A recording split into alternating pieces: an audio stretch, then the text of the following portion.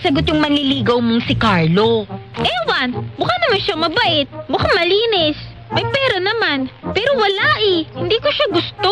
And never ko siya magugustuhan. Wow, ha? Baka choosy ka? Ganda ka, te. Siyempre, dapat maging choosy sa pagpili ng lalaki makakasama na makakaahon sa akin sa kahirapan at magiging karami ko sa hirap at ginhawa. Aray naman, te. Bakit mo ako sinampal? Hoy, Barbara! Kung maka-choosy ka sa mga manliligaw mo, kala mo, ikinaganda mo yan? Hindi mo nga ina-apply ang pagiging choosy mo dyan sa pagpili ng kandidato na iboboto mo sa eleksyon. Katulad niyan, kinilatis mo si Carlo mula ulo hanggang paa. Pero yung sinusuportahan mong kandidato, kinilatis mo na ba? Baka choosy ka?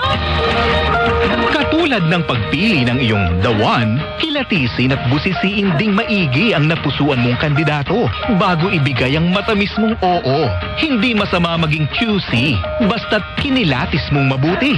Kaya sa eleksyon 2023, dapat totoo. Isang paalala mula sa Super Radio at Barangay FM stations nationwide. Pangako! Iingatan ko ang totoo. Itinanghal sa ika-17 Gandingan Awards. Most Development-Oriented AM Program. Saksi sa Double B. Alam po ni Mike Enriquez, ako po si Joel Reyes Abel. Ako naman po si Rowena Salvacion. Magandang umaga.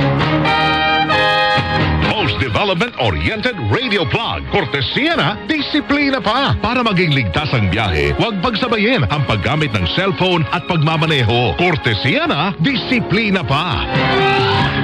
Best AM Radio Program Host, Melo Del Prado. Sa programang Melo Del Prado sa Super Radio. Ako po naman ang inyong lingkod. Wow! Si Melo Del Prado? Panalo!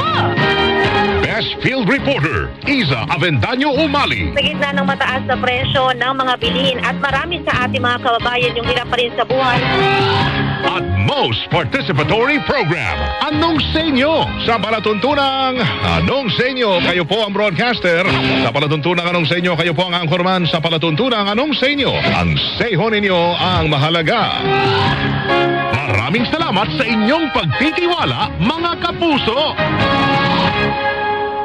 DDW #1 sa Mega Manila.